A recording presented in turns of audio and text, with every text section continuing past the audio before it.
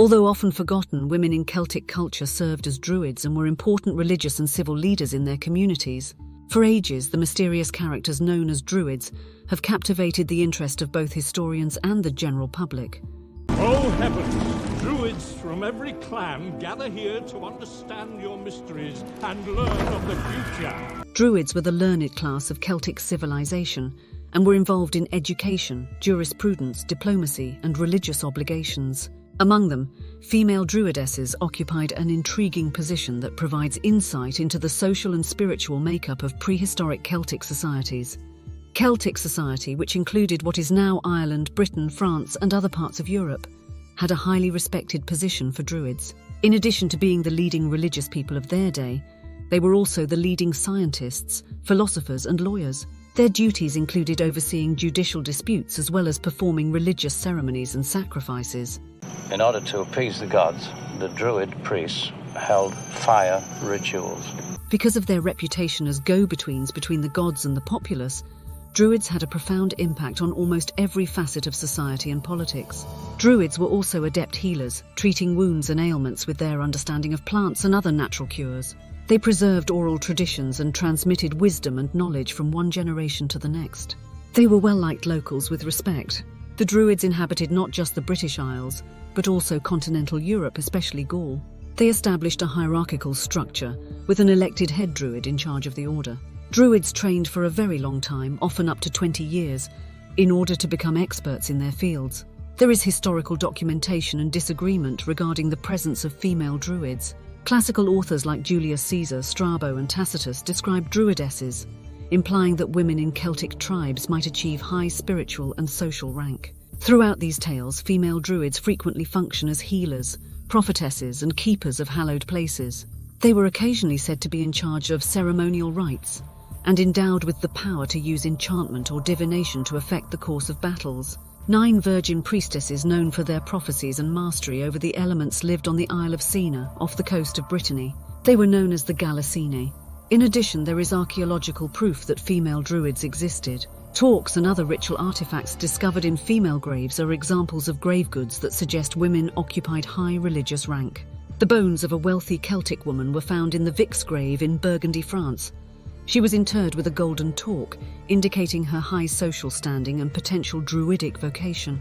Mythological and folkloric figures, which frequently combine historical reality with fiction, probably had an impact on the social status of female Druids.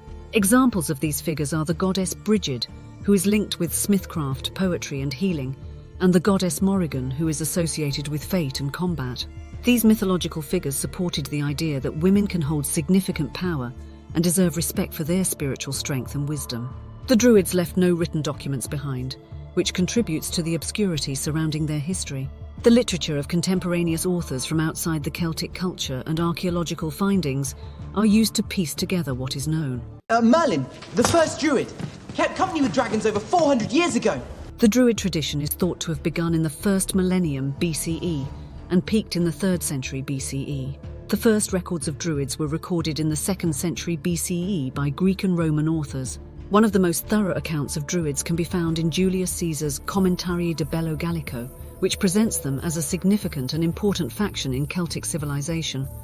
I'm beginning to doubt this Druid circle can effectively lead the Celts any longer. The Druids declined, even though they were quite powerful when Roman authority arrived in Celtic countries. The Druids were frequently punished by the Romans because they saw them as a unifying force of resistance and a threat to their own religious and cultural standards. In addition to military combat, the early Roman Druid clashes featured diplomatic initiatives, as Caesar first made an effort to have talks with the Druids. The biggest conflict occurred in 60 and 61 AD when Suetonius Paulinus, the Roman commander, led an attack on Anglesey, a major Druid stronghold in Britain. Boudica, the queen of the Iceni tribe, was inspired to organize a huge rebellion against the Romans in Britannia by the cruel treatment she and her people received at the hands of Roman forces. This brutality is often linked to Druidic resistance against Roman control. The uprising was eventually put down by the Roman troops.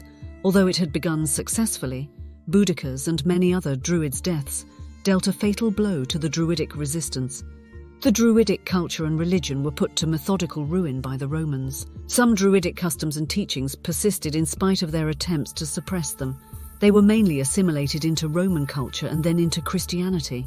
The Druidic tradition was mostly banned by the 2nd century CE, but it continued to exist in some form until the coming of Christianity, particularly in Scotland and Ireland. Druids faced marginalisation or assimilation into the new religious order as a result of the Christianization of Celtic territories, which further weakened the ancient customs. The Druids' legacy has persisted through mythology, folklore, and neo-pagan revivals despite their decline. Fictional works like Marion Zimmer Bradley's The Mists of Avalon have popularised the idea of female druidic power, capturing the imagination of modern audiences.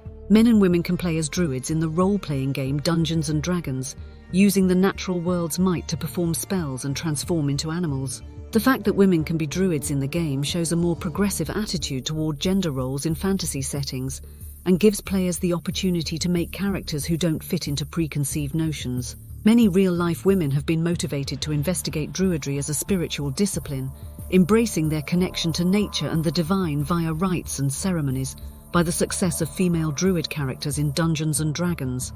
Despite the paucity of historical documentation, it is clear that female druids existed and were important members of Celtic culture. Druid women would have been unique individuals, revered for their wisdom and spiritual authority and possibly dreaded for their purported magical prowess. The Celtic mythology's veneration of female goddesses further points to a society that, in certain ways, gave women a prominent role in both religious and intellectual life. Though fading over time, the heritage of female druids has left a lasting impression on the cultural recollections of the Celtic peoples. It imagines a society in which women could serve as powerful community leaders in addition to serving as spiritual defenders. The place of women in druidic culture continues to be an intriguing part of the larger story of human history, as contemporary research digs further into the mysteries surrounding the ancient Celts.